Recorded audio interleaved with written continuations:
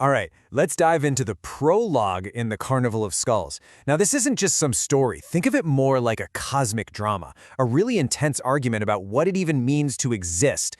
The big question here is life just a cosmic mistake, a big error that needs correcting? Or is it this chaotic, beautiful, messy struggle that's worth it because of the struggle? We're going to break it all down. So everything, and I mean everything, hinges on this one thing: the dried blood of a saint, Gennarius of Naples. It's kind of the centerpiece of a huge cosmic bet. The entire fate of the world literally hangs on whether this little clump of blood decides to stay solid or chooses to flow again. And that brings us right to the wager itself. This isn't just a simple bet. It's a philosophical battleground where two massive forces are gambling on the true nature of reality. And where does all this go down? Well, the setting is just as dramatic as the argument. We're up on the heights of despair, a bleak, cold peak looking down over Naples, with the volcano Vesuvius just kind of smoking there in the distance. I mean, it is the perfect stage for a debate about life versus nothingness. And that really boils down to the one huge question driving this whole thing. It's a pretty stark choice, right? On one side, you have the idea that life is just a mistake, an accident that ought to be undone. And on the other, the belief that life, with all its messiness and pain and chaos, is what makes it worthwhile. Okay, so let's get to know the two sides of this epic debate.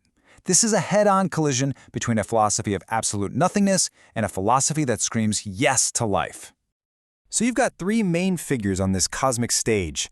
First, there's the Almighty, who's basically just a silent observer, not picking sides. And then you have the two heavyweights, Sinos the Pale Cynic, who's arguing for negation, for the void, and Pan the Wild One, who is just pure, chaotic, life-loving energy. Sinos's argument is, well, chilling. He's basically the living embodiment of what the philosopher Nietzsche called the spirit of gravity, this constant pull downwards, this desire to drain life of all its passion and energy. To him, hope is disgusting, a delusion, and the most perfect thing you can be is cold, unchanging, and dead. But Pan comes roaring back. He's all about that chaotic, creative, even destructive life force, what you might call Dionysian energy. He argues that the very struggle that Sinos hates is actually divine. It's the sound of life itself fighting back, refusing to be shut down by some cold, empty logic. And this is where it gets real, you know? This abstract philosophical fight turns into a literal, high-stakes bet. Sinos wagers that the blood will stay dead and hard, a win for nothingness. If he's right, the whole world turns into a silent museum of stone statues. But Pan bets that life's gonna win out, that the blood will melt and become, as he says, dangerous and flowing all over again. All right, the stage is set. The arguments have been made, the bet is on the table. Now, all that's left is for the blood itself to decide. It's time for the verdict. And the moment it happens, wow, it's intense. The blood doesn't just gently liquefy. No, the source material says it happens with a sudden, violent urge. It froths and bubbles and expands. This isn't some gentle, holy miracle from the heavens. This is a raw, primal eruption from deep within the earth itself. So, why does it melt? It's not about divine intervention. It's something way deeper, a concept called amor fati, which is Latin for love of one's fate. The blood gets a jolt from its brother in fire, the volcano Vesuvius. It feels that wild, earthly, chaotic energy, and it remembers its own fiery, passionate nature. And this is the final verdict, brilliantly shown. The melting is the blood screaming da capo, which means from the top, or once more. It's choosing to live its entire life again. Every single part of it, the sword, the beast, the fire, all the pain. It's a total yes to existence, not in spite of the suffering, but including the suffering. Life wins. But hold on.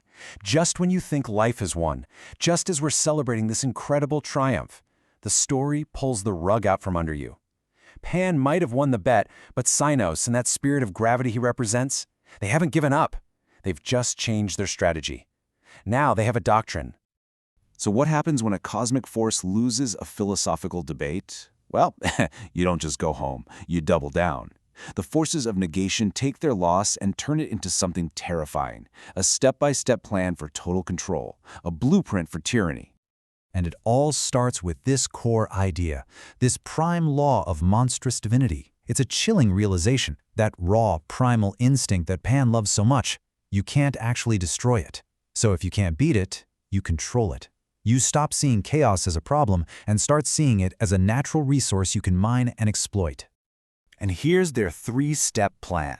First, you take that raw instinct and you refine it. You channel its power where you want it to go. Next, you suppress all the bits you don't like. Pesky things like empathy or free will. And finally, you weaponize whatever is left, twisting that primal chaos into a perfect tool for absolute, unquestioning order. They have a fancy name for this process: technological codification. It's all about systematically turning raw, messy emotions into cold, hard logic. So primal fear isn't an emotion anymore. It's combat calculus. Hunger becomes energy optimization. They are literally hacking the source code of life itself. And the result? It's chillingly effective. That wild, beautiful, Dionysian energy that won the wager gets stripped of all its freedom. The unpredictable becomes completely predictable. Chaos doesn't claw at you with random passion anymore. It computes with cold, terrifying perfection. This whole terrifying doctrine, this entire blueprint for control, it's all being done to get one thing, one ultimate weapon, the final goal, the key that will give the forces of negation a final, absolute victory.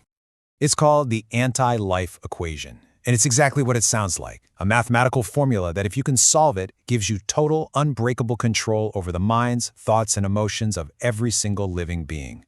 It's the ultimate tool to achieve their one true goal, the complete and utter annihilation of free will. And this final idea, man, it just ties everything together and reveals the true stakes of this entire cosmic war. Why is it called the anti-life equation? Because the philosophy behind it is that a life without free will isn't really life at all. It's the ultimate victory for Sinos' argument, a universe of perfect, silent, motionless order where no one is truly alive. So it leaves you wondering, right? What is the true price of absolute control?